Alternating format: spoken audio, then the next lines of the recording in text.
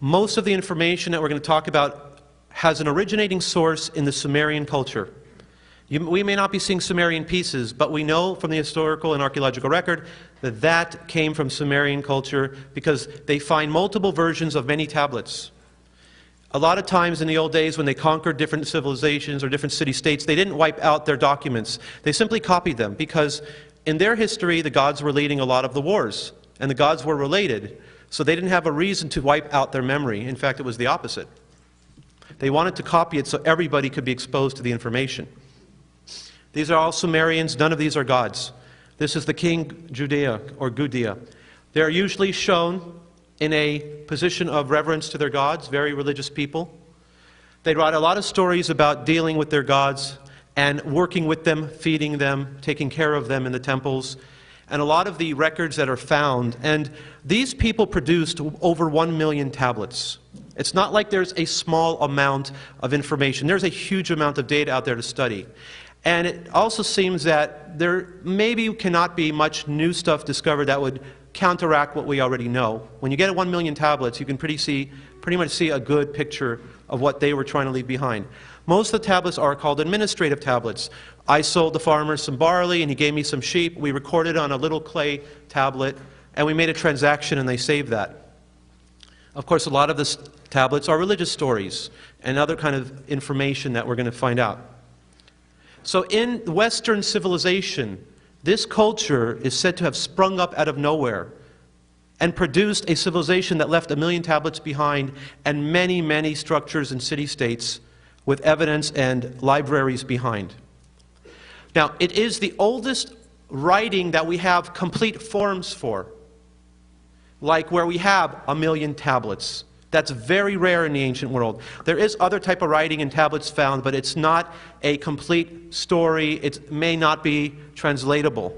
That's what's different about the Sumerian stuff left behind. It is so voluminous. There is just so much of it. This is the area where the Sumerians lived. Does it look familiar to anybody who's watched the news lately? We are occupying this, and it's not going very well, is it?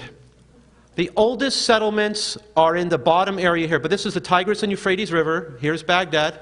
There's the Gulf. So the oldest settlements are in the city of Eridu or Uruk, Lagash, and they come up this way. As this Sumerian civilization prospered, at least in the very ancient stories, it came up this way. So up here we have Syria, and we're going to have Turkey here, and tablets were found all over here. So the oldest tablets, the oldest languages were found here, and then as it comes up here, it becomes more closer to our time frame.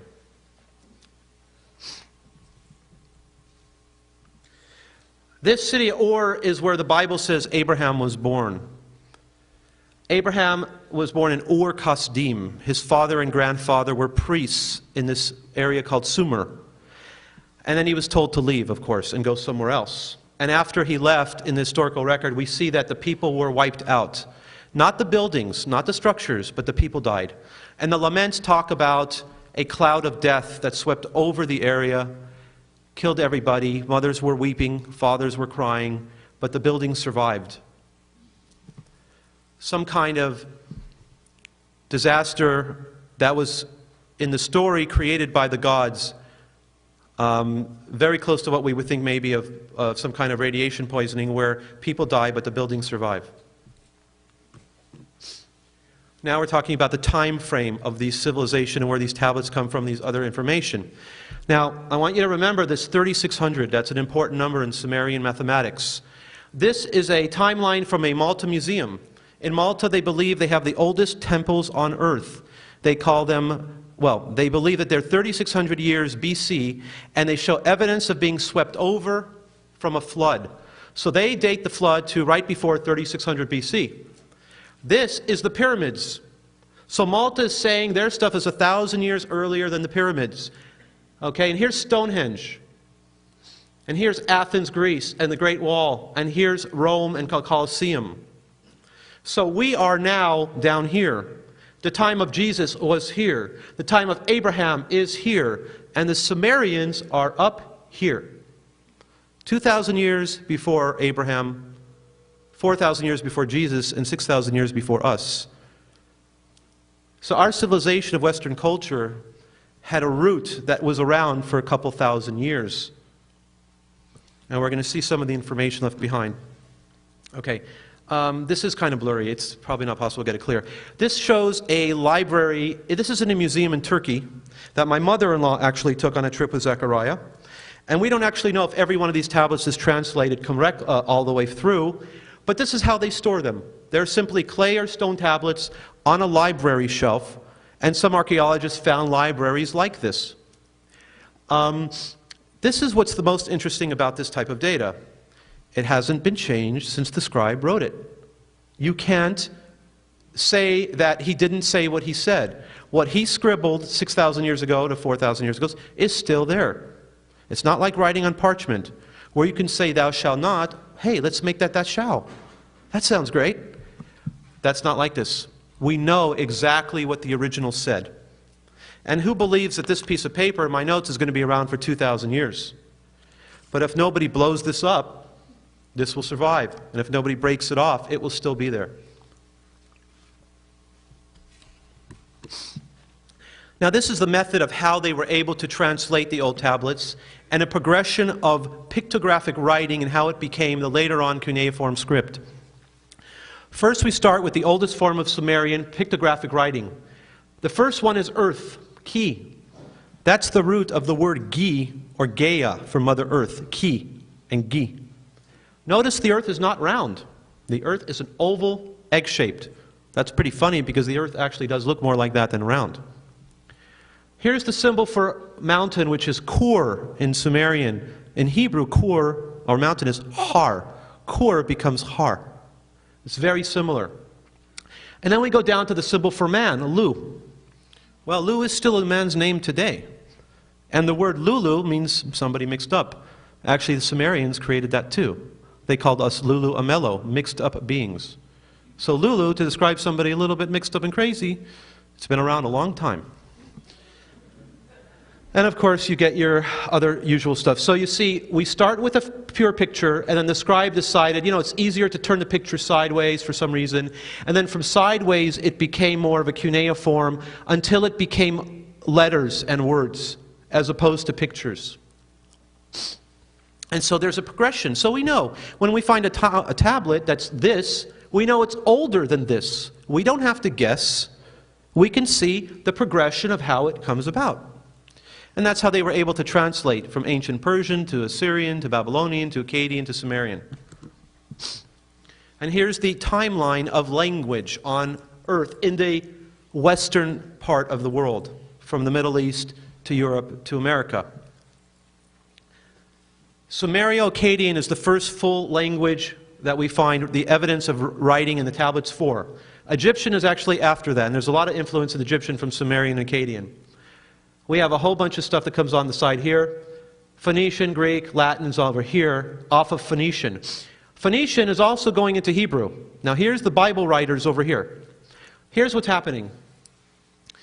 You have Phoenician, the names of the letters, and the sounds of the letters, and the shapes of the letters of ancient Hebrew is Phoenician. When they look at, let's say, stuff that they think is from King David era, or a little bit older, it's actually Phoenician lettering. And the names of the letters are still the same. And the word sounds are Phoenicians because it came directly from this Akkadian root, all the way up here. Later on, Aramaic became the common language. That's the language that Jesus spoke. And the letters changed. The shape of the letters changed, but Hebrew was still being spoken. But now it's being written in a different form. Any language on earth could be written with anybody's character set. Every language's character set has the sounds that we make with our mouth. So it's not a difficult thing. You just have to figure out how to use those sounds and what the words mean.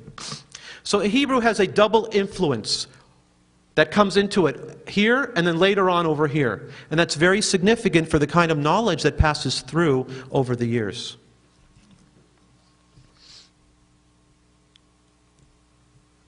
Here's a few of the common sounds that appear through the history. For example, now I know that I have a 2-year-old and 3-month baby girl, Rebecca, And when she started to make sounds, I was like, oh my God. I talked to my wife. I said, my baby's speaking Sumerian. She can say amma, mama, amma. That's mother in Sumerian. And she says ba, ba, ba, da, da, da. And that's dada, or daddy, in Sumerian. In Hebrew, ima is mother. So amma becomes ima. Ba, ba, ba, or adada becomes abba.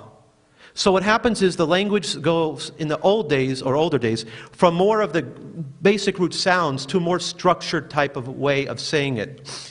We talked about kur and har. Kur in Sumerian, har is mountain in Hebrew. The word for great, here's an example of where some of the letters stay the same, but then one may change. Gal is great in Sumerian, the word gal. In Hebrew, gadol. So it still has the G and the L in the beginning and the end, but the middle sound has changed. There's a god in Sumerian called Dumuzi. Later on, he becomes Tammuz. Da becomes Ta. All you're seeing is very simple. The accents change through thousands of years of spoken language. We all use slang right now. Instead of we saying technology, we say tech. We shorten it. We don't say cellular, we say cell. That's how languages progress. So we can go back and see the long form of what's being spoken and where it came from and what the original meaning would be, because we may have some pictures of some of those words. We don't have to rely simply on what the text is translated as. When somebody says Eden, the Garden of Eden, you're speaking Sumerian. The word E in Sumerian is house, and din is the word righteous or justice. In Hebrew, a courthouse is Beit Din, house of judgment or justice. They mujahadin, they're holy warriors. The din word still exists in the Semitic language, and the Sumerians started it. So the Eden is a house of judgment. It's possible that every major city-state had a place where the king, or the high priest, or the god passed judgment on issues of solving disagreements between people, and had an Eden, a house where justice was dealt out. The word for the sun, in Sumerian, Utu is the sun, and there was a god named Utu. In Akkadian, Utu became Shamash. In Hebrew, the word for sun is Shemesh. So you have god names that become the words of celestial objects.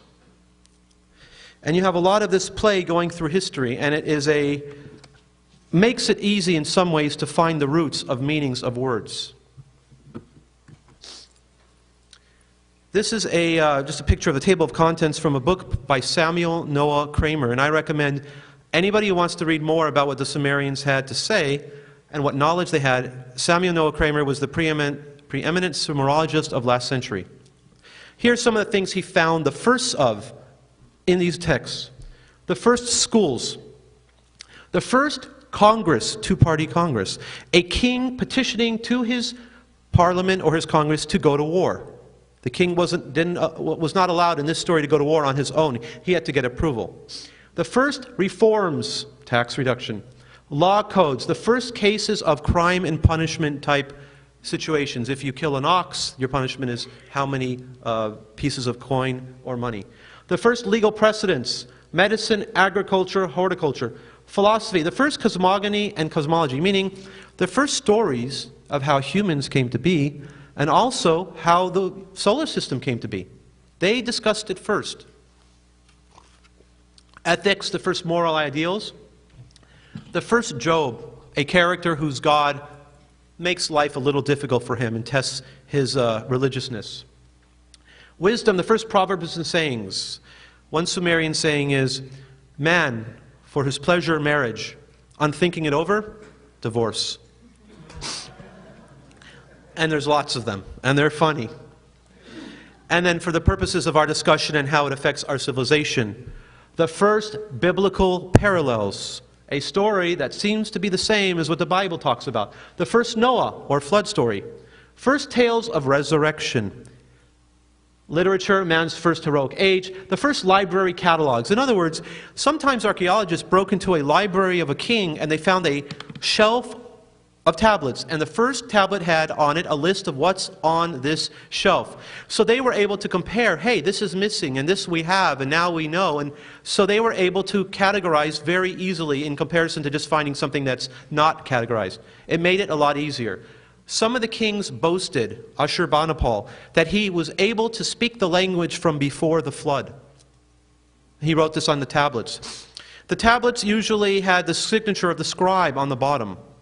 And so, first of all, the scribe was a very honored profession, because back then, if the king wanted to get his word out, you had to have a scribe write down what the king said, and then you had to repeat that edict or rule by the king to everybody in the empire.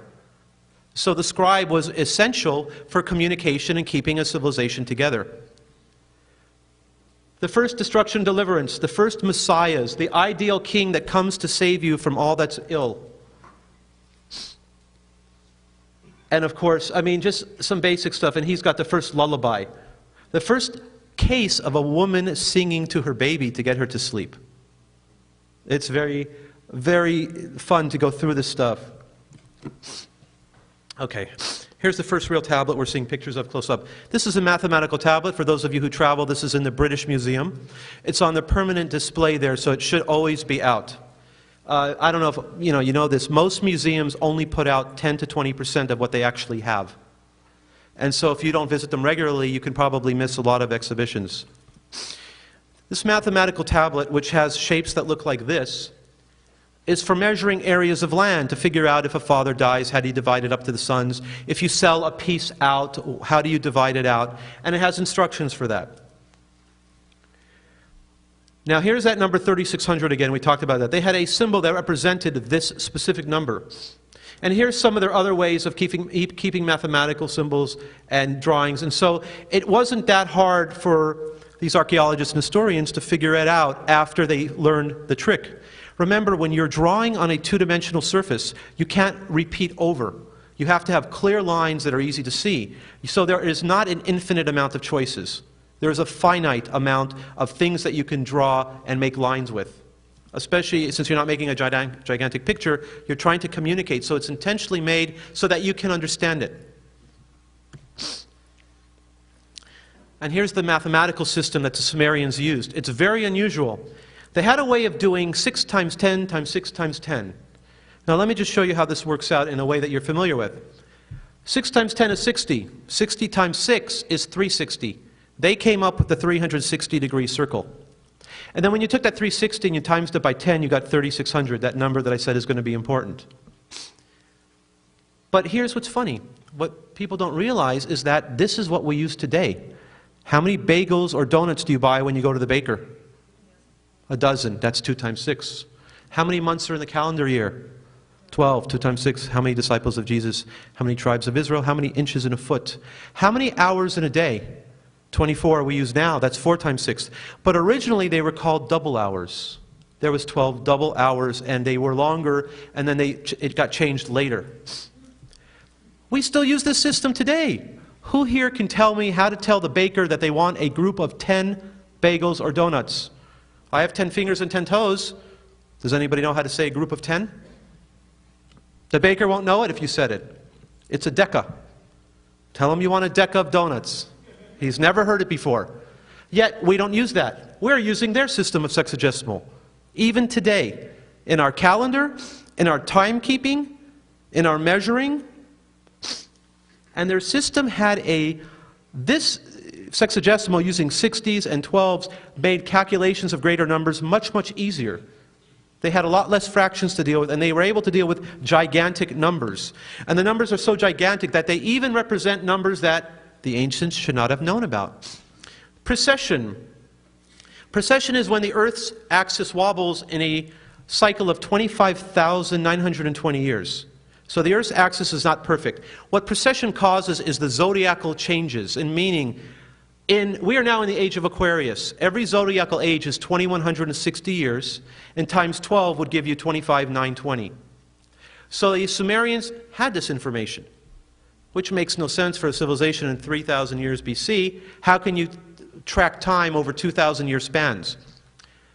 Here's the age of Pisces we're in right now. We're going into the age of Aquarius. Hopefully it'll be a good age. The age of Aries, the ram here, 2220 BC to 60 BC. The age of Taurus. During the time of Egypt, you'll see a lot of bulls. Then all of a sudden it becomes rams. A lot of people think that when there's a sign of Jesus on somebody's car and it's a fish, it stands for fisherman. Not correct.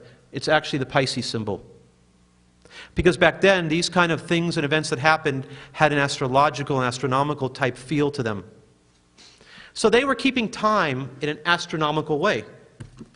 And they were calculating numbers that had to do with 12,960,000. All right. 4,000 BC? Who needs such numbers? Why calculate it? Why deal with it? I just want to grow my crops and eat. They calculate 12,960,000 down to the lowest part possible to get to the numbers that Hilbrecht, this guy here, realized had to do with the zodiac, had to do with precession. How did these people know? How did they figure out a mathematical system if they just suddenly arrived and suddenly came to be? How could they do this? Well, we're going to see that they didn't actually take credit for it themselves. And normally you would think of the king boasting, I'm victorious in battle, I've created a great mathematical system, I have the knowledge and this and that. They didn't do that. They attributed all that they know they learned from the Anunnaki, their gods. And Anunnaki means those who from heaven to earth came. They didn't take credit for themselves. And here they are calculating numbers they're not supposed to have known. Now, no one on earth is supposed to know this number till the Greeks come to pass and sort of get close to it.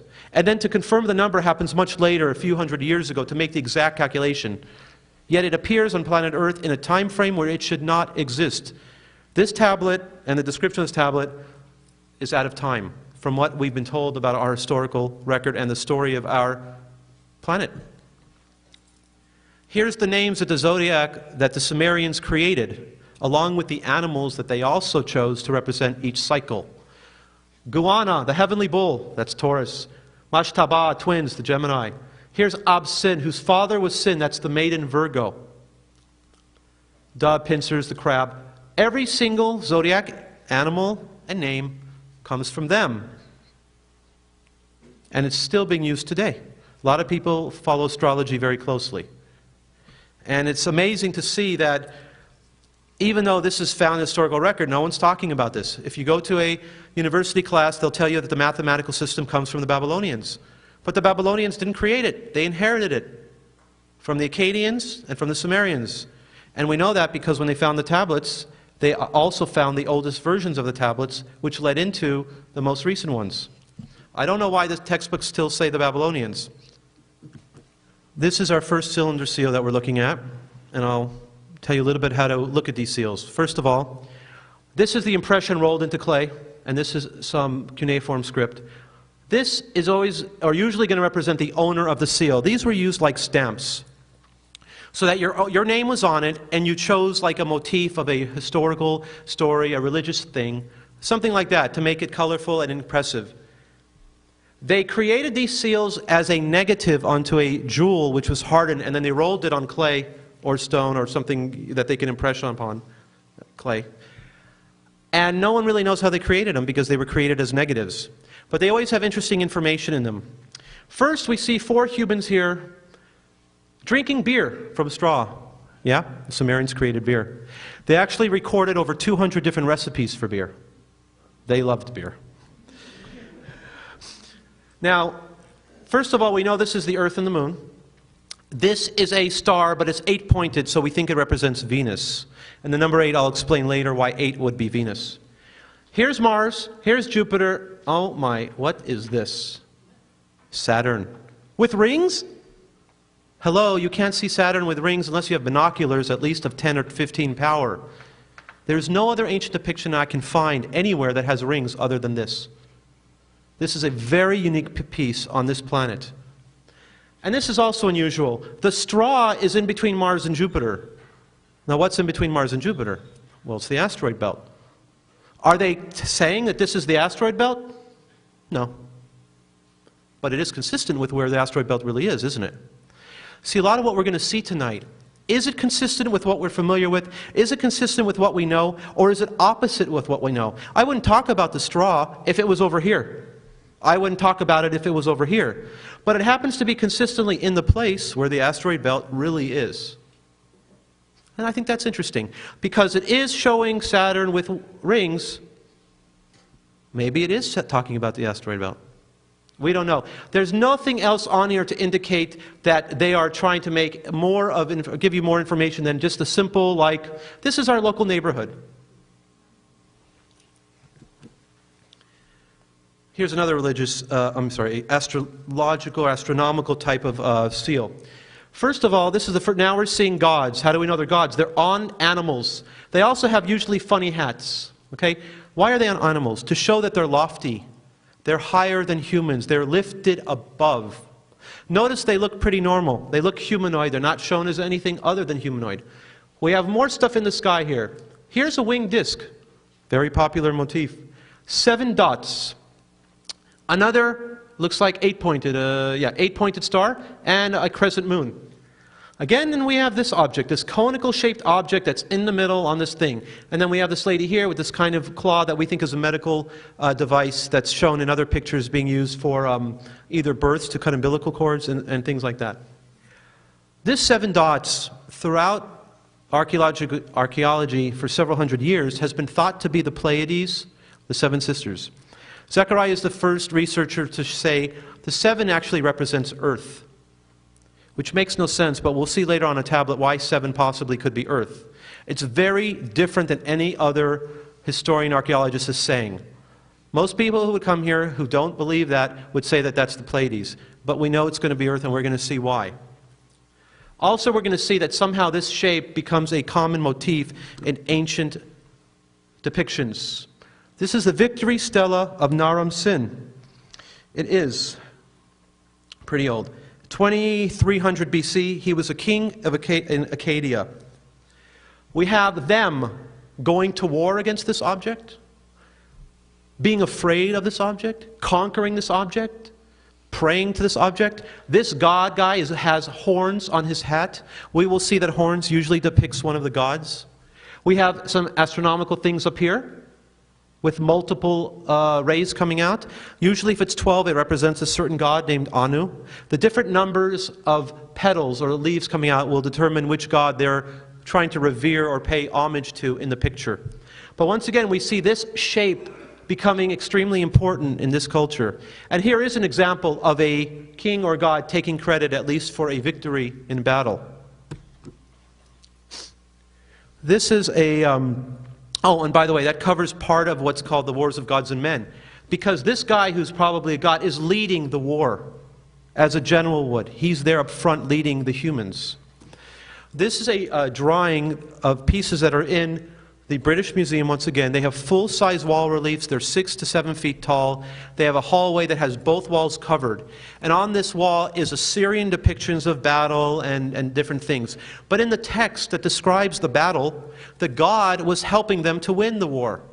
And the god used special devices or weapons called missiles, but it doesn't say missiles. We translate it as missiles because they're showing these things. Now, they're depicting shields and swords and arrows in this and all other depictions.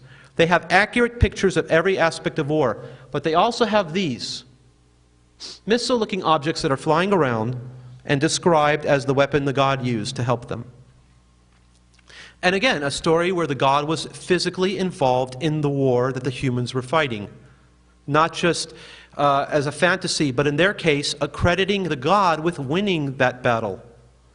There's a story of Alexander the Great as well, of a ray of light that came off of a shield in the sky and knocked a wall down and let Alexander the Great's army go through a certain city. It's common to see those stories of the gods involved in ancient wars that the humans fought.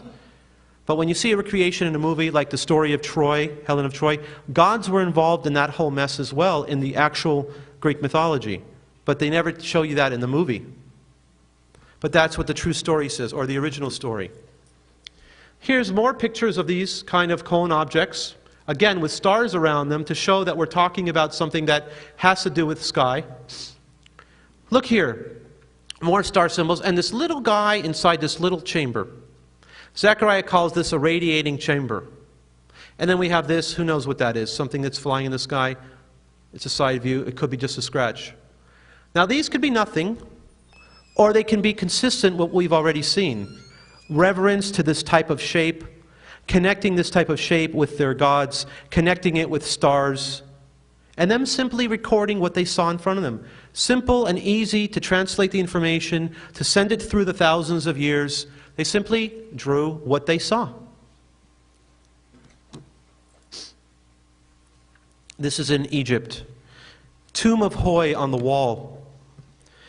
It's an incredible piece here, and this is, of course, the drawing of it. The first, you'll notice there's something above here, and there's something below. Above is people facing away from the center-coned object. Once again, it's the centerpiece of the drawing. They are praying and not facing it, because it's godly, because it represents their gods, and don't face it directly. Face away, pray away, and there's even giraffes facing away, and giraffes are kind of rare to be seen in old depictions as well. Now, from what we're familiar with from technology, and I grew up, looking at the Apollo program and what NASA's done, and they used the technology of heat shields to come back and have their, capsules come down and absorb the heat and not burn up. And what you would see if the heat shield was used would be scratches and chips, and it's just like here. It's not a perfectly drawn shield. It has straps here that are clamping this on in case you have to get rid of it for some reason. You want to get rid of it. So it looks like technology here with like an understanding that they simply saw something that had been used.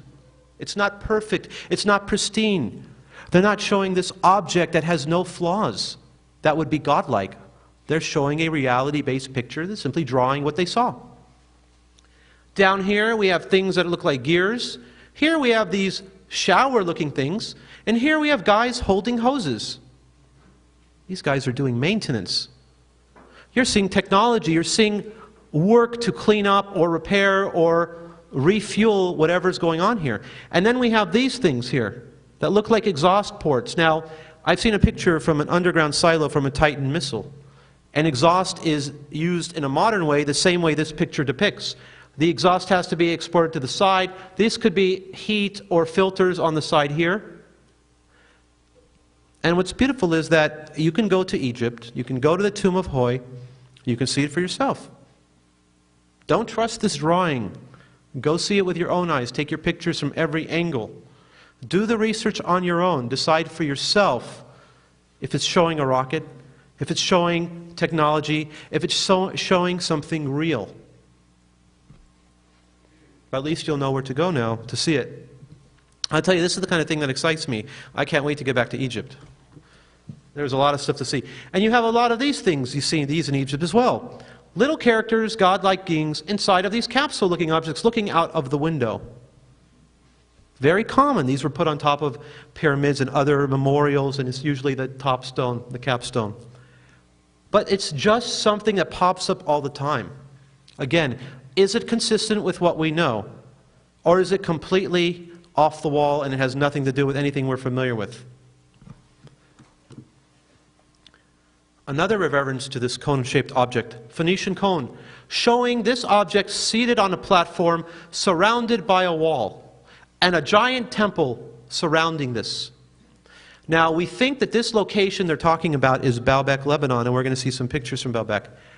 And the Romans built the biggest temple in the empire on the Baalbek site, the Temple of Jupiter. Bigger than anything that was even in Italy, was done on this site. And it was wholly, okay, this site, and when you see it, you'll be, I hope, amazed. The Baalbek site existed before any record of anything existed. It's always been there. And again, that same object. This is a funny piece. Zechariah talks about this piece in the Earth Chronicles expeditions. This was a piece found in Turkey that the museum director thought was a fake, even though it was found 16 feet below the mud. So it was a fake that was done thousands of years ago. Because they were digging for archaeological records and tablets and stuff that they found in the area along with this. This is the drawing of this little thing. There's a little guy in here with his knees up. His head is kind of broken, like chipped off. It has these little three things in the back. Zechariah shows this with the little space shuttle thing, but it looks like a one-man sort of escape pod or one-man shuttle. Zechariah went to the director of the museum, asked for this piece. He denied it was there. He went to lunch. Zechariah sat for 2 to 3 hours, never left. The museum guy took it out of his drawer that was behind his desk. He said, "Why don't you display it?" The director says, "Well, it's a fake." "How do you know it's a fake?" "Well, we don't have anything else like it anywhere. It's an original piece. We as a museum cannot show an original piece." Zechariah was astonished. He said, "What if I can prove to you that there's other things like this? Will you display it?" And he said, "Well, okay, I'll do it." So Zechariah went home and sent him pictures from all over the world of rocket ship type little objects. And they now displayed on the museum. No one's been there in a couple years. They display the museum with the little note on the bottom that says, "We think it's a fake." I mean, it's just incredible. Here's a piece that they could, you want to increase revenue to your museum? Advertise in UFO magazines and other places around the world that you have evidence, and people will come to see it. But instead, status quo, we don't want to rock the boat, we can't deviate from other museums, they'll think of us, who knows. I hope it's still there. We have a lot of people did go to see it after Zechariah first wrote about it and confirmed it. That was there back then. Now we come to a very impressive cylinder seal. This is in East Berlin. It's cylinder seal VA243. And what is showing in the seal is very interesting. First again, we have the name of the owner of the seal. We have the God, and we know that this is Enki from the text. And God is seated on this chair. And notice he's as tall as these humans, but he's also seated. He has a horned hat. So we know he's a God. This is a God, and there's a human. What are they doing? You see the guy's arms? He's giving. He's giving to mankind the plow. This culture didn't say that they invented the plow. The king did not take credit for it. Their stories said the gods gave them the plow. And here's the picture that backs up what the texts are talking about. So we have the same story in two forms, visual form and a textual form. Once again, their God is shown as a humanoid-looking character with eyes and a nose and a beard. But he's extremely tall. If he was to stand up, he would be a little bit gigantic. Now, are we really to believe that humans did not create the plow and some aliens gave us knowledge of how to farm? Well, here's where the evidence gets interesting, because this piece of information here is well beyond, again, 4,500 years ago. It should not exist. Nobody should know or have this information or be able to depict this. First of all, what is in the center? A star, the sun, our sun. Do you all remember when you were children how you used to draw the sun? Because I drew it like this, with rays coming off of it. And by the way, there's a lot of depictions of suns with rays coming off, or stars with rays coming off, or planets with stuff coming off. So that's not an unusual. Also, it happens to be the Star of David, six-pointed star. If you take away the globe, it's just like this. A triangle here, a triangle there. It's one of the oldest depictions of the Star of David that I can find. Now, I know from, of course, studying this piece, that this shows every planet that we know of in our solar system today, and I'll show you how it is set up. The reason it shows, and there's also 12 objects here, we'll talk about 12 for a second. 12 objects because every god was represented by an astrological symbol or object. So they counted the sun. There was the god who was the sun god. They had a moon god. So the sun and the moon, the 9 planets is 11, and they talked about an extra planet, which Steve mentioned was called Nibiru, the planet of crossing. Here is the Earth and the moon. Now, it's not going in order, so don't think that they're trying to tell you how the solar system is really aligned. The important thing is that whoever the scribe got the information from to draw this picture told him what to do and how many to put. This is the Earth and the moon. This is Mercury and Venus. This is Uranus, Neptune, and this is Pluto. This is Mars. This is this extra planet Nibiru. This is Jupiter and Saturn. So across the top, here and here. So we have every object identified that we know of today. And Pluto was not discovered till the 1930s. Uranus and Neptune were the 1800s. Yet here is all of them depicted. Over here is now the asteroid belt.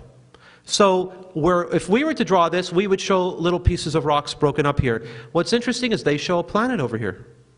Now, are they saying that the asteroid belt used to be a planet and now we look at it and it's not, the planet was destroyed? Probably not, because this piece is only 4,500 years old. The asteroid belt is obviously millions of years old. Based on the trajectory of individual asteroids, if it was less, we would see more of them flying off, but they're pretty consistently staying in their orbit. So we think what they're telling us is that when that planet of theirs, that their gods told them they came from, is close to Earth, it shows up between Jupiter and Mars. So maybe the asteroid belt is a leftover pieces of something that was hit in that place where this planet would come by. But again, this knowledge of a sun-centered solar system should not exist, well, before Copernicus. Although there was a Greek astronomer and mathematician who also calculated the Earth was not in the center and the sun was, but of course they didn't go with his theory. They went with the theory of what you can observe, that it seems that the Earth is still and everything moves around us. Nobody in school, was anybody here taught in school that the ancients knew the sun was in the center? Okay, good, because I wasn't either. So this piece should not exist. You should not have any diagram anywhere in the ancient world that shows the sun in the center. It's one of the best pieces on planet Earth that there was advanced knowledge given to primitive humans. Now, I'm not saying that everyone in society knew this information. What's interesting about the ancient world is that the religious information was astronomical information. The cycles of the moon, the orbits of the planets, that was the knowledge that they were keeping. That was the special priest knowledge and the religious knowledge. It wasn't of what we think of today. This is the information that the gods gave them, and that's what they prized above everything. To keep a record of that, they depicted it and drew it, so that for further civilizations and people would remember it. This is, they call the planisphere. This is, again, a piece that's in the British Museum on their permanent collection. It's always going to be on display. Well, first of all, we see that it's obviously clay, yet it's been smoothed out here and melted here. So some weird stuff is going on in this. Let's talk about some things and pieces of information that are on here. And by the way, this I consider the most important piece on planet Earth, because it tells a story. First, you have this little shape here, which looks like an ellipse. It should not exist, again, because the ancients were not supposed to have known about the shape of the true planets that path around the sun. It's not a circle. It's a double foci here. 2 points of rotation around. We have a thing here that looks like a constellation with an arrow pointing here. Here we have 3 intersecting lines with an arrow pointing here. And here we have a triangle with an arrow pointing here. Now we're going to look at a drawing of this thing so we can get some more detail. Here's the ellipse. Here's the constellation, it looks like Orion to me, pointing here. Here's the 3 intersecting lines coming here. Now, to navigate in a three-dimensional space, you need 7 coordinates. This is how it works. You need an originating point or a destination point, that's 1. So let's say I'm starting from here and I'm going there. How do I get there in space? You have to connect 6 points. 2 stars, 2 stars, 2 stars, and you draw lines. 3 intersecting lines from 6 coordinate points, and now you know where you're going, or where you came from. This is a tablet that's of course written on a 2-dimensional surface, which shows 3 intersecting lines and an originating point over here. This shows the ability to navigate in 3 dimensions. It's not supposed to exist. This cannot be if we've been told the correct story of the order of our history. But obviously it does exist, and that's why I recommend everyone go see it for themselves, with your own eyes. Here we have the story that we're going to translate, this piece of the pie here.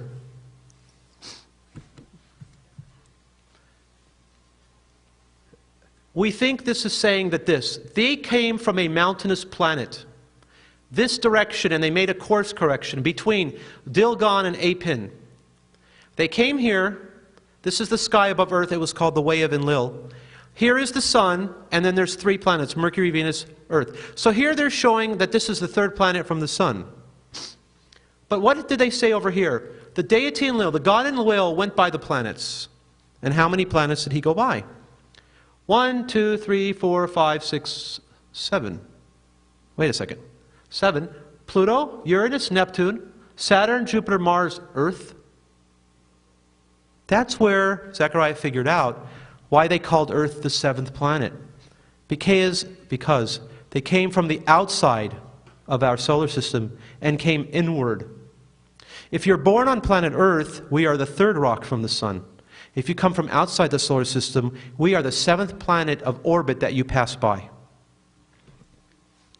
A NASA scientist tells Zechariah at a seminar that this was the piece that convinced him that Zechariah was correct. Because Earth could never be called the seventh in any stretch of the imagination to anybody who's been here and lived here. This word kabab is, in Hebrew, the root of the word kochav. So kakab became kochav, star in Hebrew. But in Sumerian, kakab means, well, that's the argument. To me, it means astronomical object. It doesn't mean necessarily star. It could be planet, it could be star, it could be asteroid. And there's a disagreement with the archaeologists when they're studying the Nibiru, because it's called Kakab Nibiru. So they think that, oh, maybe that's the name of the Milky Way galaxy, maybe it's a constellation. And there's a slight mistranslation with the word Kakab. Dilgun thinks it was Jupiter, Zechariah thinks it's Jupiter and Mars, so he thinks this is a course correction in the asteroid belt. They had to navigate through the asteroid belt before they got to Earth. Again, this is why I think it's one of the most important pieces on Earth, because it also details the fact that there was knowledge of planets that we didn't discover till 100 years ago or so. Okay. All right, come on, am I crazy? I'm sure some people think so. Are we really talking that they knew about rockets, fuel-based technology? This is man's greatest creation in space from a takeoff point of view, the space shuttle. Flame, fire, smoke, heat. If everyone's seen a launch, all the animals run. The sound is supposedly one of the loudest ever created by humans. What's interesting is this. The Sumerians didn't just leave behind pictures. They left behind textual descriptions. Gilgamesh is the oldest literary tale that we have a complete record for. 16 tablets long, the whole story. Gilgamesh is searching for immortality. The date of Gilgamesh is 3500 BC for the completed works. Gilgamesh was the king of Uruk, in Hebrew, Erech.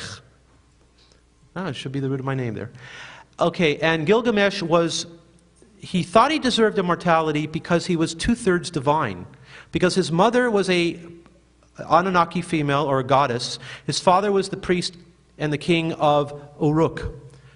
So that indicated to us that two-thirds divine meant that more of the DNA of the mother is used, and so you could become, it's a predominance of you, you're making it by your mother. Jewish people, they go by the mother if the person is Jewish. And that comes from the Sumerian way of looking at things. Also, Gilgamesh was the first to be claimed as a hybrid being. His father was a god, his mother was a goddess, and his father was a human. He's the oldest, but he's not the only one. It's a common theme throughout history. All of the pharaohs of Egypt had to be sanctioned to be from the seed of a god to be able to rule. You could not rule without the god connection. Gilgamesh is on his journey for immortality. He's traveling with a friend, Enkidu. He thinks he's having a dream, his third dream. His limbs are paralyzed. The heavens cried out, earth roared. Daylight vanished and darkness issued forth. Lightning flashed, fire broke out. Clouds swelled, it rained death. And the glow disappeared, the fire went out, and all that had fallen turned to ashes. Does that match what you would think that you would see if you saw the shuttle being launched if you were nearby? Is any of his description not consistent with a rocket launch? Is there any part of this that is in disagreement with what you would describe when you saw a rocket launch? Daylight, darkness, fire, flash, smoke, and ash. That's the beauty of this kind of data. You may have a picture of a rocket ship, and you don't know if you can believe your eyes. Then all of a sudden the text surprises you and you find a description that matches the same event. Textual evidence is the recorded history, and visual evidence is the recorded history in a visual form. So you can put them together. Now you could think that this is fantasy and this is really a dream. But once again, you still have to answer the questions, how about that advanced knowledge they had? precession, mathematics, the planets of the solar system, and more stuff. This is me on Malta. I think it's next to Gigantea, the biggest temple on Malta. And this is also the biggest cut stone on Malta. Okay, why do humans have to work with giant stones?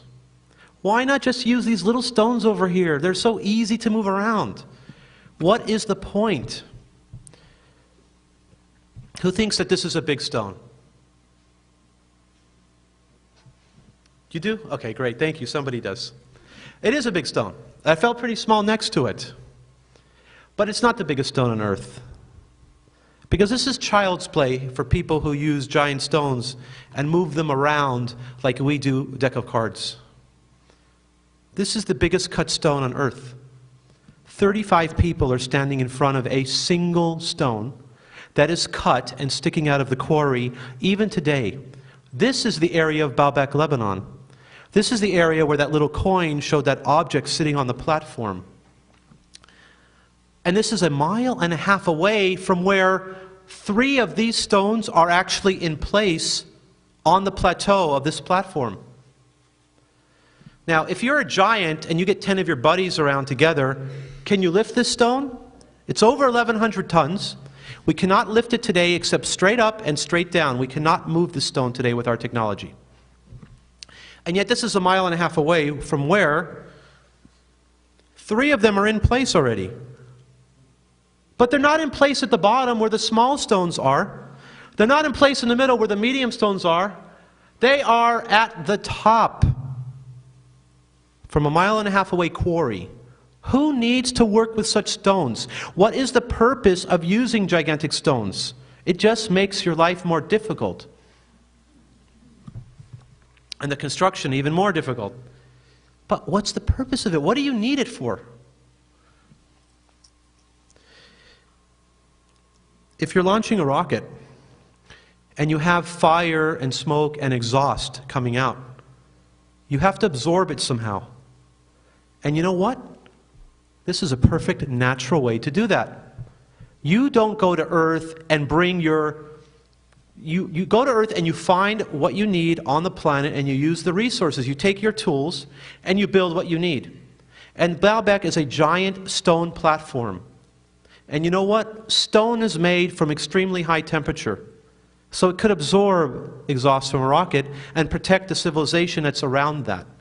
Most ancient temples are sort of round with an opening in the middle so that something could land in them and not be seen once it's landed. And also to protect the people from smoke and debris and other things. When the Temple of Solomon, the first holy temple that is in the Bible, that the God of the Bible was instructed Solomon to build, when they finally initiated the temple, God of the Bible appeared and went to this temple.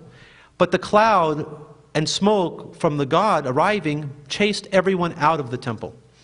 They couldn't stay in it while that, whatever that was that the God was traveling in, came in. They had to run away.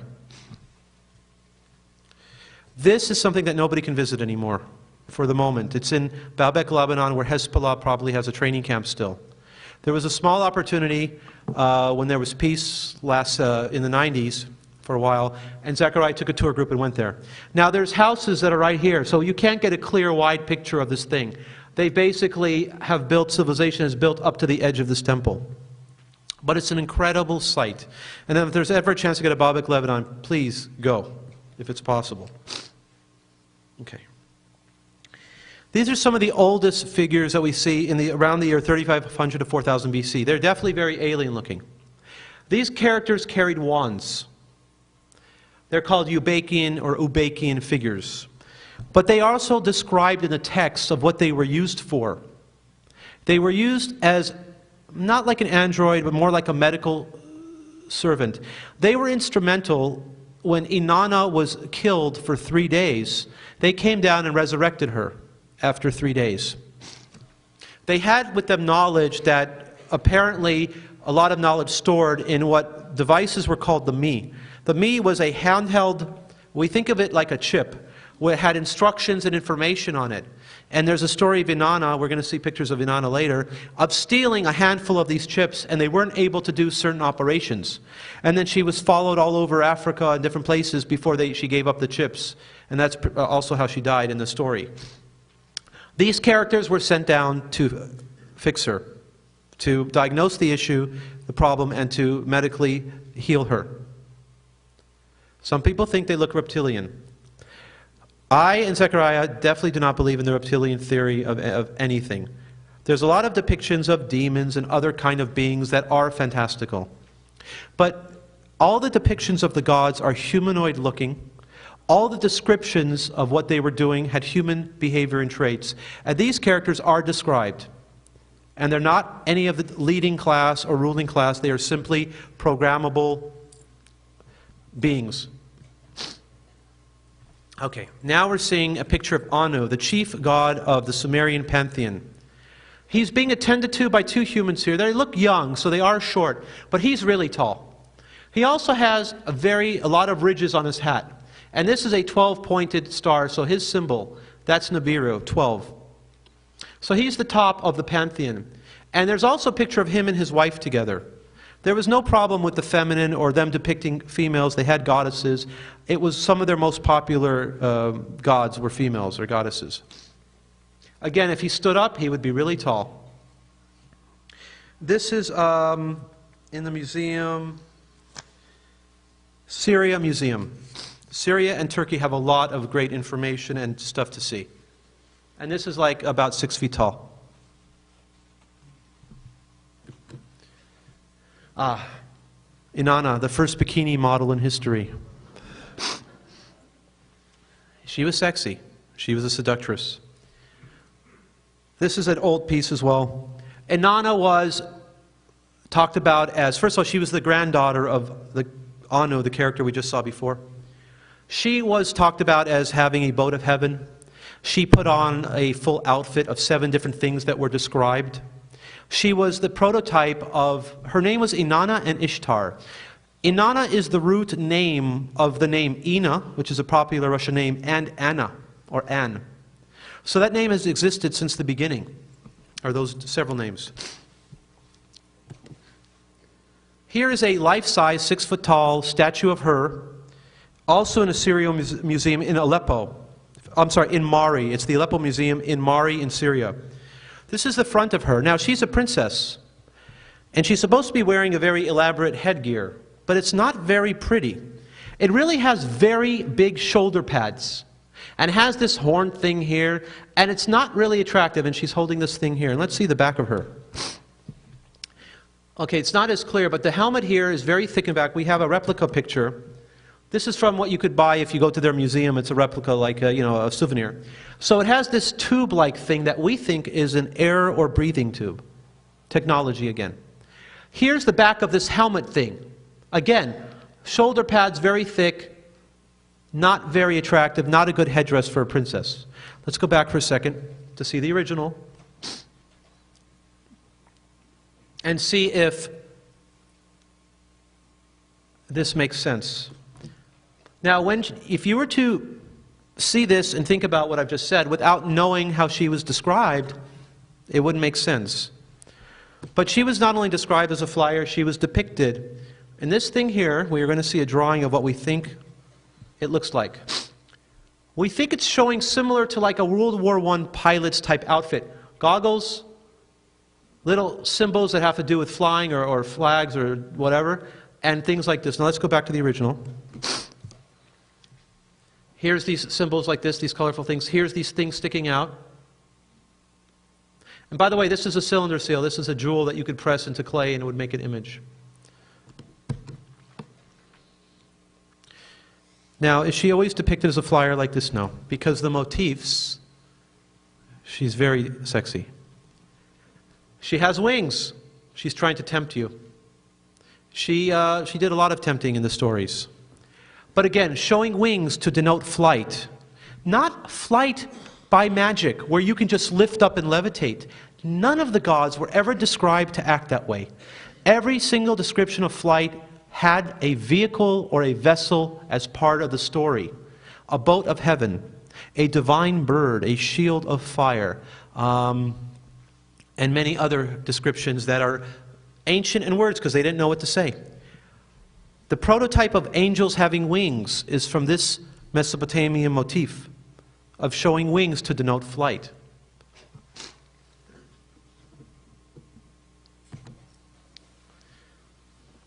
Here is the god Teshub, also named as Adad, the storm god. He's the prototype of the character Poseidon, the Greek ocean god, who carried a trident, also Neptune in the Roman pantheon. He's shown on a bull. This is again a full-size, 6-7 feet tall statue. They left behind incredible pieces to study. What's important is this. This character who was a storm god has the same description that you see in Greece. And then his motif of the trident appears in South America. Where? On the side of a mountain in Nazca, Peru.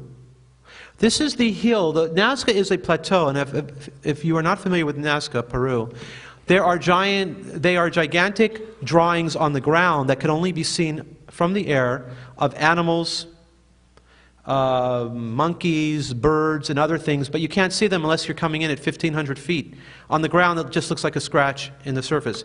Yet approaching this area is a trident of gigantic size.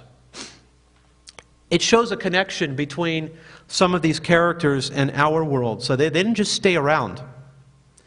And the site of Nazca is like the ancient people. Supposedly it's 1500 AD, but those people sort of inviting their gods to come back. It's like a landing zone. We're making animal pictures for you, and we're inviting you back, and this is where we want you to land. And a lot of them look like runway-like strips. Very, very geometric patterns. And here's the god Shamash, also known as Utu. What's funny is this is Hammurabi. Hammurabi is the first law code that is not Sumerian, but it is Akkadian. And he's receiving the law and its laws of crime and punishment, like, if you kill the ox and you pay this fine, or if, in this law code, some of the quotes appear later on in the Mosaic Law, the Moses Law, an eye for an eye, a tooth for a tooth. Some of those sayings are in this law code. And here's a closer depiction of what he looked like. Once again, we have Hammurabi not taking credit for creating the law, not saying that he's a master genius of justice. He's attributing his God with giving him the information. And he's showing you a picture of it. He's not afraid to be seen subservient to this guy, thinking, postulating, contemplating, having a conversation, dealing in issues of crime and punishment, to have civilization act more efficiently. Later on, there's depictions with no God in the chair in a different era. And they, in the story, say, well, the God left, and they were waiting for it to come back. But in that case, it didn't, or he didn't. So a lot of this Hammurabi law code ends up in the Mosaic Law, and that's another influence. Here's two black divine birds. This picture is from Tel Gasol in Israel. These little guys here were discovered by, believe it or not, the Vatican on an archaeological expedition they funded. Zechariah shows this in the book of the Earth Chronicles, and he shows in the book him looking at the original ones coming out of a drawer in the office of the archaeologists. Where is it found in Israel? It's the site where Elijah went up in a whirlwind. And that was witnessed by Elisha, his protege, his student. He's the one who saw the story. He's the one who saw him go up. And this is found in the exact site where they think this event occurred. Did they have anything to do with the whirlwind? It's hard to say. But it's definitely interesting. This is one of the oldest depictions of UFOs that I can find. I believe this is a cave painting in France, supposedly 10 or 12,000 years ago. Obviously, this is shown from the History Channel. Again, these little dots underneath are like this energy field that a lot of people see underneath the object, electromagnetism or the type of propulsion.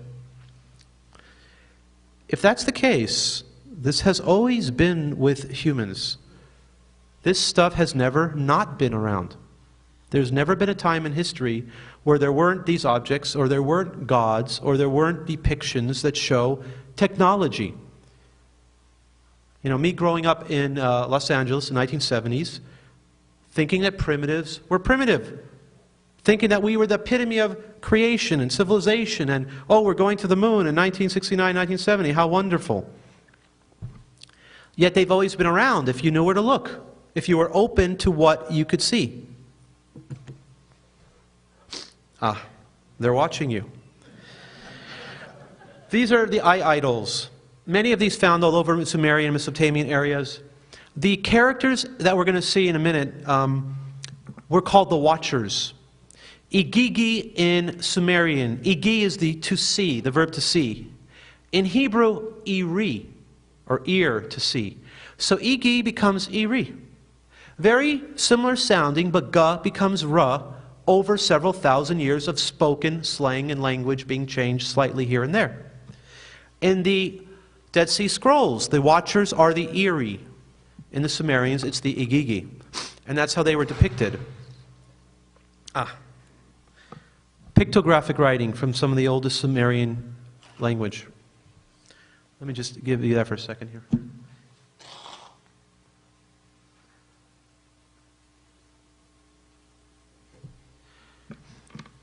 Okay, we learned about this word din. It meant righteous. The word gear means flashy, lightning, or fiery object. This is a translation that I found in a recent Akkadian textbook from a university. And I sent the copy over to Zechariah, and he almost fell off the phone, basically, because the university is now teaching what Zechariah has taught for 30 years, that the word din gear means righteous or holy ones of this object-looking thing, which put together is what this word looked like.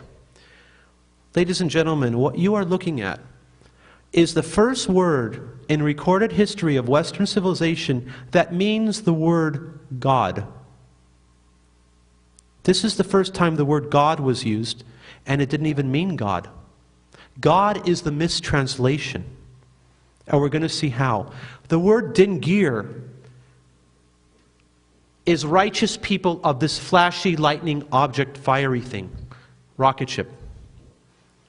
Later on, when the language is changed from Sumerian to Akkadian, Assyrian, the word Dingir changed to these three words, Ilu, Elani, Eluti, meaning lofty ones or gods.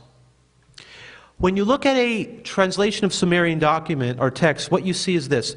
They show you the Sumerian, and then you see the language written in English of how it sounds. Then you see the next language that's under it, usually Assyrian, Akkadian, or Babylonian. So it says in Sumerian, Dingir Enki, the god Enki. And then it says in this other language, the Ilu Enki, meaning the god Enki. So the time of the first translation after Sumerian, the mistranslation already occurred. The mistranslation of the word God occurred thousands of years before, and it has always been a mistranslation. There were two types of Dingir. The Anunnaki were like the ruling class, the upper level ones. Anu is heaven, Na, they came, to Ki, earth. Those who from heaven to earth came.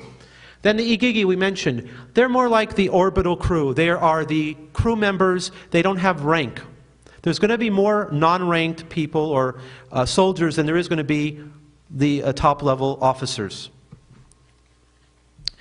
Now here's where Hebrew comes in. After Assyrian and Babylonian and Akkadian already are through with changing the Dingir, meaning Hebrew picks it up the word God as El, Aloha, and Elohim. Now, there's a big argument whether Elohim is plural or not. It is plural. There's already two forms of the singular Elohim right here. El and Aloha are already part of Elohim. The third incarnation of this word is plural, and it's used plural many of the times. And then there's characters in the Bible that are called B'nai Ha-Elohim, children of the gods. So in the oldest written language, Dingir is the word for God, righteous or pure ones of that fiery object thing. And then Ilu, Alani, and Aluti becomes lofty ones. And then later on, God. That's how mistranslations can continue for thousands of years. Because until you go back to the original source, you wouldn't know. And you would have to look at the pictographic original to know what Dingir looked like.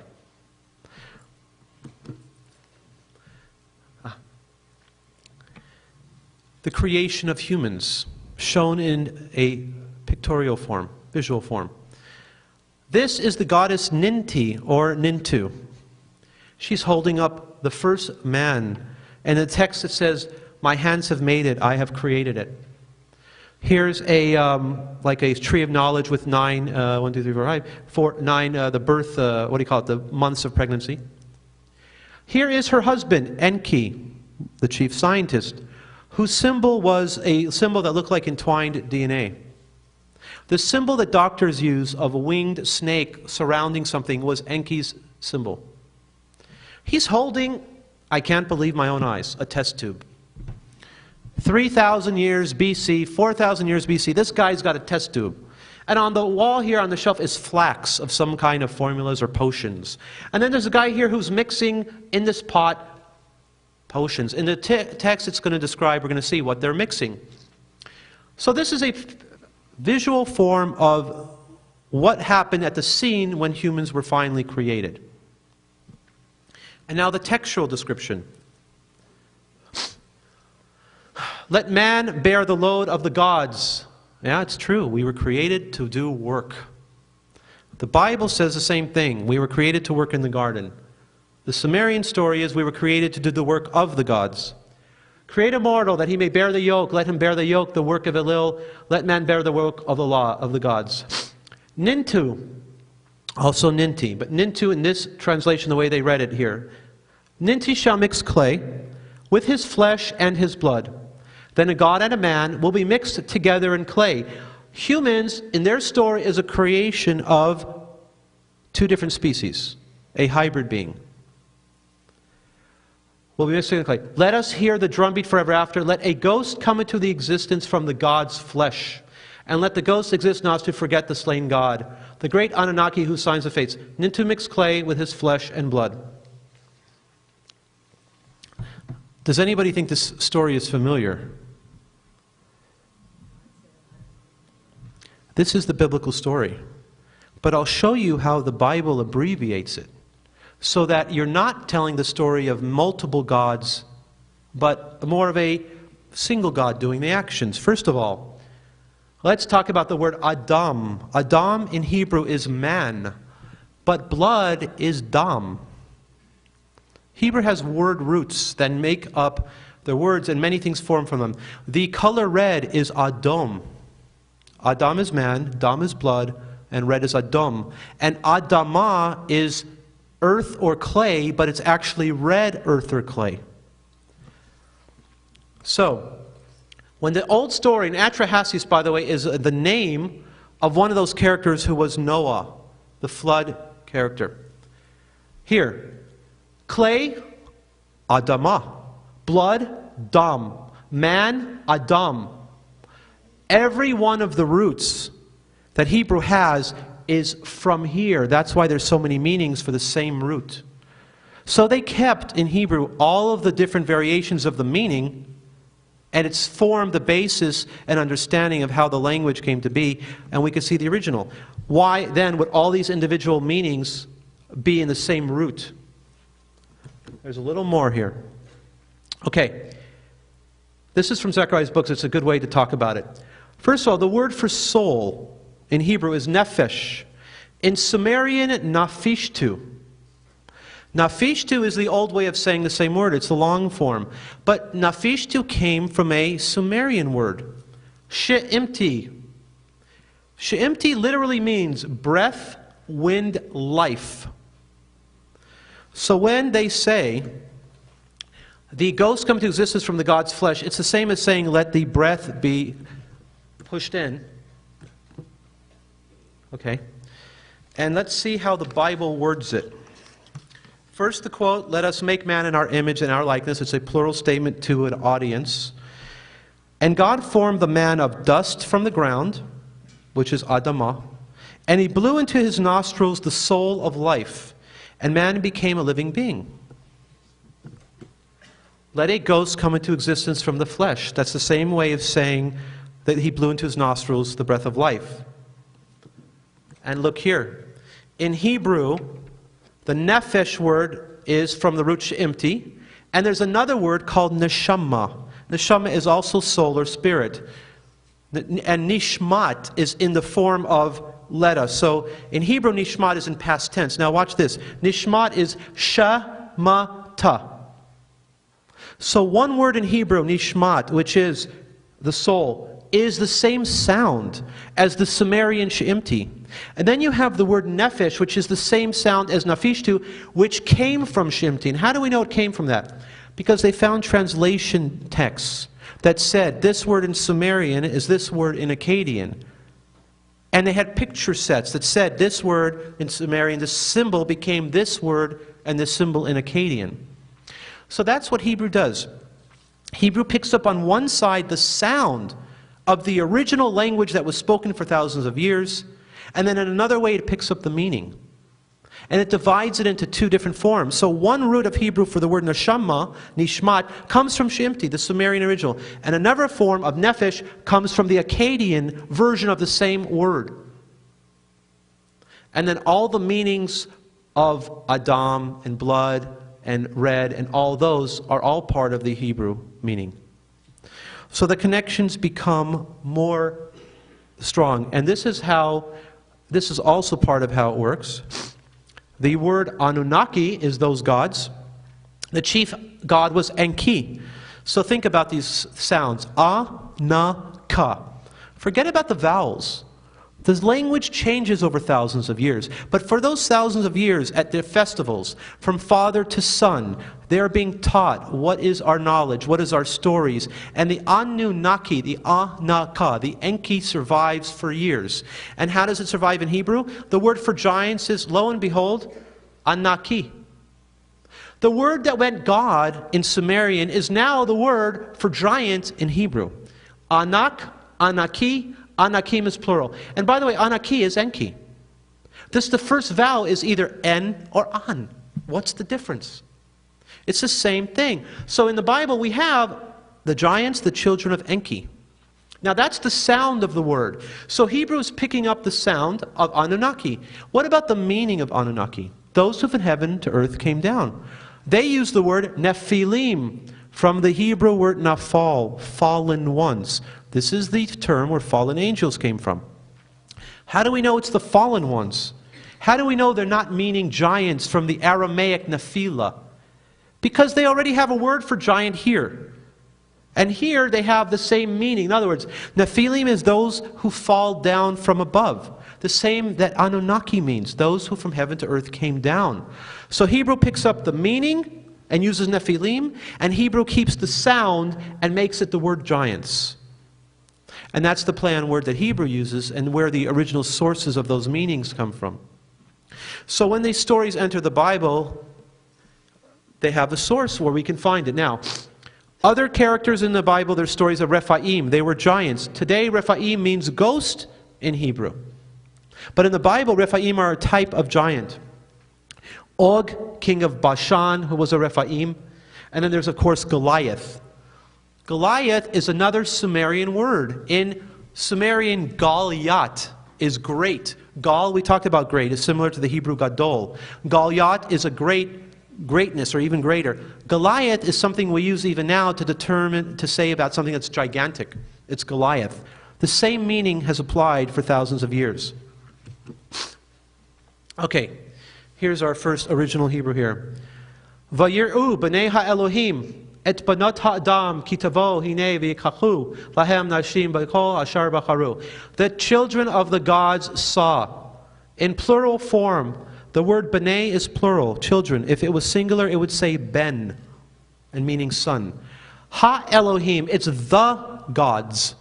It's not the name. If it was the name of God, if his name was Elohim, it would say b'nei Elohim, meaning Elohim is the name. But it doesn't say that. It says the children of the gods saw the daughters of man were fair and attractive and took them, all that they wanted, as wives. Later on here, Hanephilim, Hayu ba'eretz ba'yamim hahen v'gam acharei kena asher yavau b'nei Elohim el banot ha'adam v'yadu lahem hemei hagiborim asher me'olam anshe Hashem. These characters, Nephilim, these fallen ones, they were in the land in those days, and also afterwards, during the time when the children of the gods saw the daughters of man were fair and attractive. These were mighty men from a place called Olam. They were men of Hashem, the name in Hebrew. So men of renown, men of reputation. Zechariah has found that the word Shem could be a mistranslation for the word rocket ship. That which is something that is remembered by memorial. Now, if that's the case, it could make more sense. Because, let me show you how the English is translated here. And this is the English version of this Hebrew Bible is what I copied this from. This intentionally changes the meaning, so you cannot have children of the gods be the translation. So, everywhere in the Bible, Elohim means God. Except on this sentence, Elohim all of a sudden means, where is it? The sons of the rulers.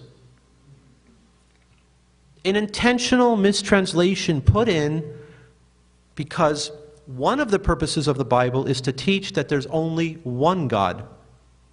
How can you teach there's only one God if your stories come from multiple God stories? You use a literary technique. You combine all of the attributes for all the different gods into a single word in Hebrew, and you call it Elohim, and it remains plural because it's the only way to make sense and keep the original meaning. What else does this say? It keeps the word Nephilim here. It says the Nephilim were on the earth in those days, so it used to translate Nephilim as giants. After many years, we know that. And also afterwards, when the sons of the rulers, again, would consort with the daughters of man, who would bear to them, they were mighty, who from old were men of devastation. Okay.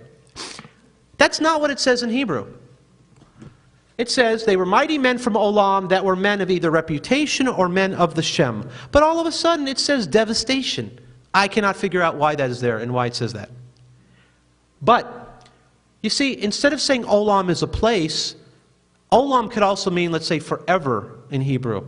But they use the word old. Well, Zechariah thinks Olam was another name for that Nibiru, that planet. So if they were from Olam, and if that was a planet, these were mighty men from Olam, men of that rocket ship, the Shem. Now look down here. This is a commentator called Rashi. In every Hebrew Bible, Rashi is printed at the bottom. He was a French or Spanish rabbi who lived in 1250 AD. It says here, guess what? The Nephilim were giants. See Numbers 13:33. This is when the spies come in to Israel and they see giants and they say, we're like grasshoppers. We look like grasshoppers to them. So even though Nephilim actually does not mean giants, they were still thought of as giants. So that memory has always been around. And for Jews who study this way, they have never studied without that being there, because Rashi's been there for 1,000 years already, or 850 or so. Okay, let's continue. Okay. Oh, I forgot to tell you this part. By the way, this is why the flood occurred. This is the story before the flood. The evidence that the Bible says why the flood occurred was this. These characters, Nephilim, and sons of the gods, were having sex with mankind, females. They were mixing races. They were creating hybrids. God of the Bible did not like that. Okay? And therefore, the people were worthy of being destroyed, and a flood was going to come. But, like the story in the Bible, the flood is an impending disaster that is well known. And that God warns one person to save him and his family. One chosen person is the savior of the civilization. But what happens after the flood? Well, here's what happens. After the flood, we know that Noah sends out birds, and the dove catches a branch, and the dove saves the day, and Noah could come back. Noah builds an altar to God, and God, now it says here Hashem, because in the Hebrew version they don't say God's name. They say Hashem, which means the name. So the name of God is said the name, Hashem. Hashem smelled the pleasing aroma. Well, that's unusual. Why would the non-physical creator God of the universe in the Bible care about the smell of meat being cooked? And what would that have to do with, oh, I will not destroy you now because all of a sudden I smell the pleasing aroma? Well, That's one of the ways we can find where the original came from. Because in the Atrahasis story, once again, what was happening during this flood? These Anunnaki gods were up, lifted up, and looking at what was happening. And you know what? They weren't happy about it. Because Ninti, the one who created humans, was weeping for them. She will always weep for them. The gods wept for their country. They were satiated with grief. They longed for beer. They loved beer. Thirsty as they were their lips. Now they were in ships and they didn't have proper supplies apparently because they were really for 7 days and 7 nights. Now, in the Mesopotamian story, now, by the way, the word Noah, who is in the Bible, the savior of the flood, is known by several other names. The oldest form of his name is Ziasudra. Then there's Utnapishtim, and then there's Atrahasis, and then there's Noah. 4 characters that are the same. They are chosen by their God to save them families and themselves in a flood that's predictable. After 7 days and 7 nights, which is how long the flood lasted in the Mesopotamian version, it was over. In the Bible story, it's like 9 or 10 months. Guess what happened? The gods smelt the fragrance. They gathered like flies over the offering. They came for the smoke offering. A little unusual. Gilgamesh, same thing.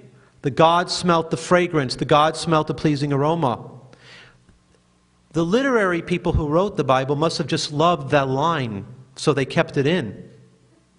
But what they did was keep in a direct copy from an older document that we can see. They copied the line. And they attributed it to a non-physical being, a trait of a physical God, the desire of the good smell and the desire to eat, which is the memory left behind after thousands of years of the people reading and hearing these stories. Now there's another point that's important here. This is what God talks about in the Bible a little bit after. He says, "But flesh with its soul, its blood you shall not eat. However, your blood which belongs to your souls I shall demand. Whoever sheds the blood of man, by man shall be blood. For the image of God he made man." So there's a direct prohibition against killing over here, because the soul and the blood and the flesh is holy in a way. So basically, even from the beginning, there are moral lessons being taught, and that's very important. Okay, the Tower of Babel story. There came to pass, when they migrated from the east, they found a valley in the land of Shinar. Shinar is the word Sumer. Sumer in English, Shinar in Hebrew. They said to one another, "Come, let us make bricks and burn them in fire. Let us build a city and a tower with its tops in the heavens. Let us make a name for ourselves." That's the word Shem again, which possibly could be a rocket ship. So if they were trying to build a gigantic tower, lest we be dispersed across the earth. Now, behold, they are of one people with one language for all. Come, let us descend and confuse their language, that they should not understand one another's language. First of all, it sounds like a great time to be on earth. Everyone's communicating and working together. I don't know why the God of the Bible had a problem with that. Now, let's say they were building a skyscraper to reach heaven, and you're on the mountain next to their skyscraper, and you're laughing at them because they're not up at 100 stories. You're on a mountain, you're taller than them. So is it realistic to think that they were building a tower made of stone that is going to be so high they can reach heaven? Or is it possible that the word Shem has been mistranslated from the beginning? And if Zechariah is correct that Shem means rocket ship, what they were trying to do at the Tower of Babel was build a launch tower, or maybe something to emulate their gods. They saw what their gods were doing and they wanted to repeat it. They wanted to be like them. So they tried to build something that emulated that. Because I simply don't believe they were building skyscrapers. It makes no sense. But once again, we find that that's not an original story.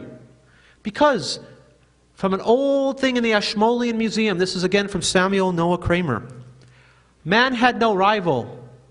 Harmony-tongued Sumer, that means the land with one language. The great land of the me of princeship. Me was those little microchip things I talked about, which had knowledge or something. Tu and Lil in one tongue gave speech, and Lil gave us language. But what happened here? The Lord of Eridu, endowed with wisdom, changed the speeches in their mouths, put contention to it, unto the speech of man that had until then had been one. Enki changed the languages in this story several hundred to thousands of years before the Bible God changed the languages at the Tower of Babel. The same theme, the same story. What's not in here is why. That the people were trying to... here is not the story of trying to build a tower. But the Harmony tongue Sumer, of a land with one language, has been changed forever. And it happened several thousand years before the Bible picks it up. But it makes sense because these are the stories that have been around for thousands of years. When you finally get around to writing the Bible, you can't start from scratch. You're telling history, and the history has already been discussed for thousands of years. So you take the stories that were already around. Oh, wrong way. Moses. Now here's where we come into some problems, because Moses is the greatest prophet of the Bible. All religions of Judeo-Christian background have the basis in their Old Testament. Everything has to be correct in the Old Testament for everything that follows it to be correct. But the story of Moses' birth is not original, because Sargon the Great, king of Acadia, 2300 BC versus Moses at 1250 BC, 1,000 years plus before Moses, Sargon the Great was conceived in secret, put into a basket of rushes, placed, covered the lid with pitch, put into the river, left to float in the river until he was found by a noble person and raised to be king of his people. And Moses was conceived and birthed in secret, put into a basket, covered with pitch, put into the river, found by the Pharaoh's daughter, a noble woman, and raised to be king of his people. So there's a real problem when the main prophet of the Old Testament has borrowed stories about his life. But also let me tell you why it makes sense. First, if Abraham came from Samaria and he took a lot of people with him, they didn't just eliminate their history, they brought it with them. But he obviously converted it to a single God story from multiple gods. Moses was brought up as the Pharaoh's son until he realized that he was not. He was educated with all the knowledge of the world. The Egypt of Alexandria, which was not destroyed until much later by the Romans, Moses had access to. He was brought up to be Pharaoh, and he was educated as a prince. So he had access to all these ancient texts. So the story was obviously available to him and to other people. But what about the miracles? What about the floods and this kind of stuff? Well, unfortunately, Moses was also not the first person in history to turn a river to blood. That was Inanna's claim to fame as well. Inanna Ishtar, she was a little upset that she couldn't get her way with some of the king or the priest of the area. All the wells of the land she filled with blood. All the groves and gardens of the land she sated with blood. The male slaves could drink nothing but blood. The female slaves could fill up water, could fill up nothing but blood. Again, this is from Samuel Noah Kramer, one of his books. History Begins at Sumer is the name of the book. Any book by Samuel Noah Kramer has stunning stuff like this. And now the biblical version. The river, and they changed to blood, and they shall become blood. There shall be blood throughout the land of Egypt. The river changed to blood. The river became foul. Egypt could not drink water from the river. The Egyptian magicians, necromancers, could do nothing to stop this. Now, is it possible that the river turning to blood was a red bacteria that grew and poisoned the river? It's possible. But it's also possible that the story of that miracle was borrowed from the earlier story. And in fact, borrowed in such a way that we can actually see the quotes still in there. Turned to blood, satiated with blood, they drank nothing but blood. Same story. Different time frame, different point of writing to prove a different point of view. Okay. That's sort of the end of the Bible stuff that we're doing here. Let me just make a comment about this. It's if a person believes in the Bible, then they have to believe in the source material that made up the Bible. You can't take one without the other when they're using each other's stories and themes, and they're both using it together. Now, if you don't believe in the Bible, and you don't believe in any of the ancient stories, and you don't believe in any depictions, that's also okay. But I don't think you can be consistent to believe in one without the other. And they didn't just leave behind those stories that the Bible picked up, because you saw the depictions of their gods, the descriptions and knowledge that they should not have known in their time frame. So a person has to justify, if they don't believe in the original source material, how did they have some of this advanced knowledge? The planets, the mathematics, the knowledge of precession. All of these things that are way beyond their time frame, that should not exist in their time frame. To me, my belief comes from the evidence. It proves to me, and my belief comes from that. That's the physical data that anybody can study for themselves. All of these texts you can order from Amazon or Barnes & Noble or from universities, and you can see all of them yourself, and you can read them for yourself. You can read them in the original Sumerian and Akkadian, and they'll translate for you in English, and you can even pronounce the Akkadian and the Sumerian and sort of get used to the sounds. Okay, this is from Mexico, the tomb of Pakal in Palenque. A lot of people have seen this. This is a replica that you can buy in the Mexico City Museum of a coffin lid. This is a 8-foot-long coffin lid that covers the tomb. He's dead, Pakal, of course. He's buried underneath this covering. He's supposed to be going up to heaven, and there's possibly demons, and he's on a travel for the netherworld and whatever. So it begs me to ask the question, if he's dead, why does he have to have a breathing apparatus hooked up to his nose? Why does he need to have his head on a headrest protected? What is he doing on his back? He's supposed to be dead and straight and stiff. Yet his hands are working levers. His feet seem to be moving too. This is not a very restful position. There's little stuff that looks like this, could be translated as exhaust. And he takes off on his back. Now again, from what we remember from space travel, taking off on the back is the best way for the body to support weight on the spine. Are we seeing technology being depicted here? Or is it just fantasy from some ancient artist from 1500 or 500 AD? Of course, my opinion is that it's technology because it's consistent with everything we've seen before. It's not inconsistent with it. If this thing was on his ear, it wouldn't make sense. If this thing was over here, it wouldn't make sense. But it all makes sense in the place that it's in. Once again, it's consistent with reality.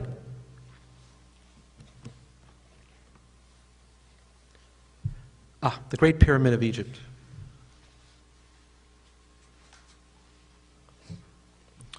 The Great Pyramid of Egypt is the most perfect building on earth.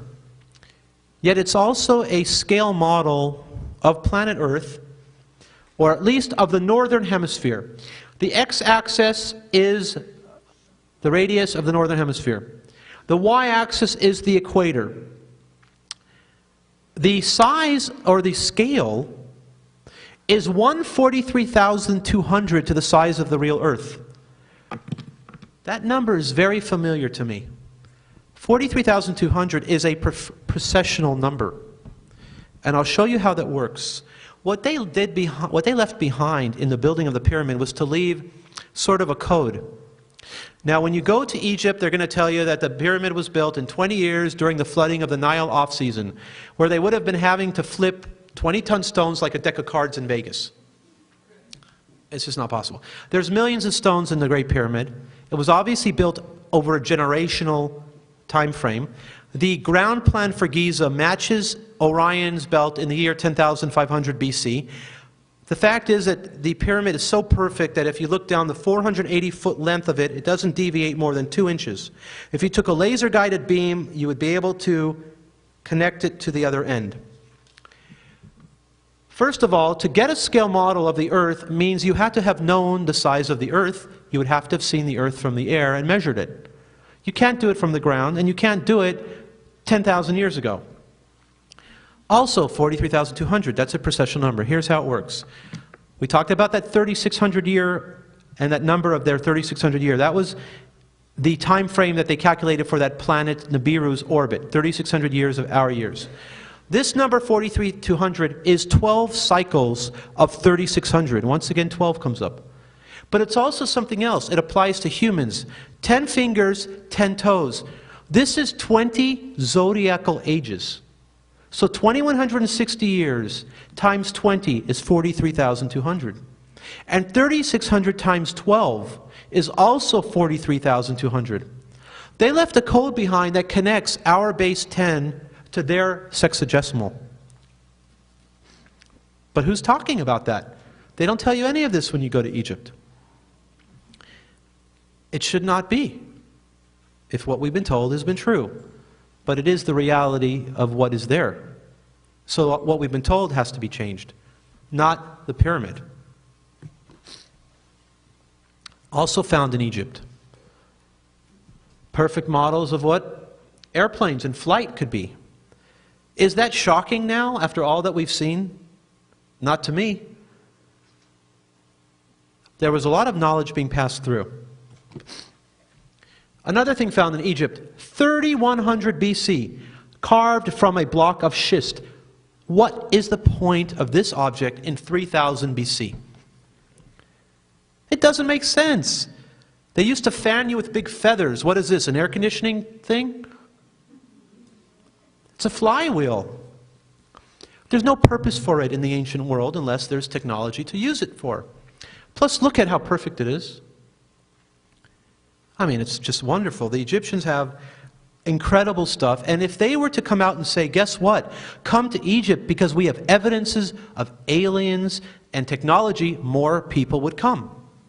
But they don't want to give up the right to their own history. They want to insist that they built it. The tomb of Abydos, or I'm sorry, the Temple of Abydos, the ceiling panel. Now, this is the older panel that was revealed after the younger panel fell off, apparently during maintenance or cleaning or whatever. And the close-up version is this. These shapes and objects are up here. I mean, this is just an uncanny shape here. Now, I don't know if the ancient aliens were actually using helicopters, but it's just such a close match that it's unbelievable. And again, there's things like here looks like Luke's land speeder from Star Wars. I mean, and then this. Now, I don't know if any of you remember, but some of the original little Hittite glyphs where there was this little guy in a radiating chamber. There was this little thing at the top, and it looked just like this. That's for you to decide if this is actually depicting a helicopter or not. Because obviously professional archaeologists won't agree with that. They will laugh. They have laughed back at me. Uproarious laughter was the term from James Oberg of NASA when I confronted him about this. And this was featured by Hoagland on a special and stuff, which was pretty interesting.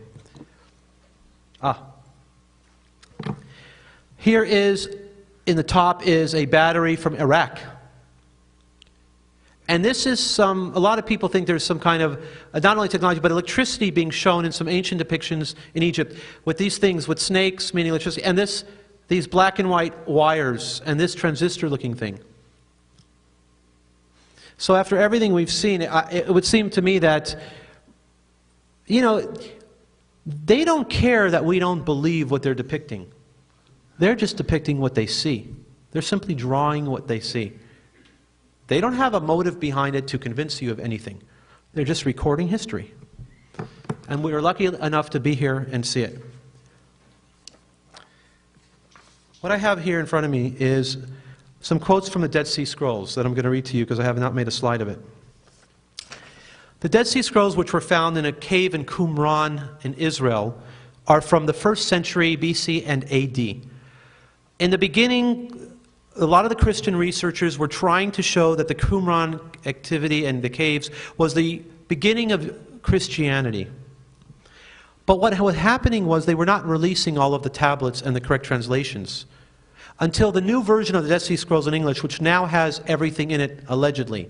And here's the stuff that they left out until recently. This is from the Book of Giants. That's the name of the book. The fragment is this: about the death of our soul. And all his colleagues entered, and Ohia explained to them what Gilgamesh had told them.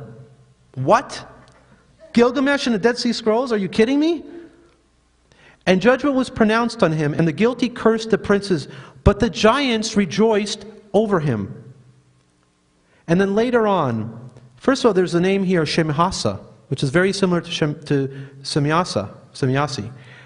Shemhasa, their father, and he told a story in the congregation of their colleagues, the Nephilim. I saw wonder in a dream that night. Here in one quote is Gilgamesh, giants, and Nephilim mentioned together. Well, now that connects the Dead Sea Scrolls, which is the most modern era, and that's the proof that the version of the Bible in Hebrew is the same version that we have. What they found in the Dead Sea Scrolls matches what we have now. So they know that the copying has been accurate for thousands of years. But obviously the influence is finally being accepted and allowed to come out. Gilgamesh, giants, and Nephilim. And here's called the Genesis Apocryphon. Behold, I thought then within my heart the conception was due to the watchers, in Hebrew Iri, in Sumerian Igigi, and the holy ones, and to the giants. And my heart was trembled within me because of this child.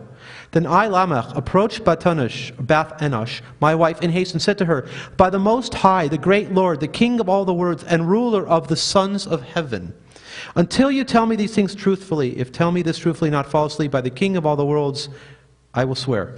Okay. This is the birth story of Noah. Noah was born to a woman whose husband said, I didn't make that baby. And the light shone from his skin. He was bright. So they go to Methuselah, the oldest one. I, Methuselah, ran to Methuselah, my father. And he said, what's going on? Methuselah said, don't worry about this child. He's a product of the sons of heaven, and he will become a savior to your society after a great calamity. The real birth story of Noah is very similar to the birth story of Jesus in many ways. And it's in the Dead Sea Scrolls. That is also part of the problem with religions in general, or people that are tied to the story, the mythology. The lessons of religion are wonderful. How to become a better person, how to treat your neighbor, how to have a better life. But when you're caught up in the stories to make that your faith come true, that's the problem, because a lot of the stories are simply borrowed from older sources. So a person has to ask themselves, what do you do? What do you believe? What do you follow? And for me, I look at the lessons of what the teachings are. That, I think, is the most important, and not the mythology and the stories. But also, you can see that when you study more than the limited thing that you're presented with in any civilization, if you study more, you get more knowledge out of it. There's more going on. The Sumerian stories have so much more detail in them than what other books later edit down. And unfortunately, they edit it down in a way that takes away a lot of the interesting stories. Because, for example, in the flood, when these aliens, Anunnaki, are weeping for humans, it shows that they really did care. They knew a flood was coming and they didn't warn everybody, and they had their reasons. Part of it was they claimed that humans were too noisy. We were reproducing too much. Literally. And Lil was the one who didn't like us. But Enki, who created us, loved us. And he's the one who told his favorite human to build the vessel and escape the flood. And the relationship changed between gods and man in the historical record after the flood. Before that, they held kingship for themselves. After the flood, they gave kingship to humans. They allowed humans to rule the city-states and the priest-kings to have a very high position, and they helped us recover and gave us a lot of the things that we still think of today as just normal, like the calendar and keeping time and the counting system and a lot of our moral codes and ideals, and obviously, from what I've shown, a lot of the religious and biblical stories as well. So what happens to me personally is I think this opens up even more. This gives me high self-esteem, because now there's some place to go on earth and I can do research and I've got something to study. I want to see more of this physical evidence because I like to see it with my own eyes. I like to take my own pictures of it, and I hope that some of you will as well. Do the research on your own. find your evidence. Go see it. It makes your life worth living, and it gives you a real good purpose to do. And I hope that you'll have fun doing it.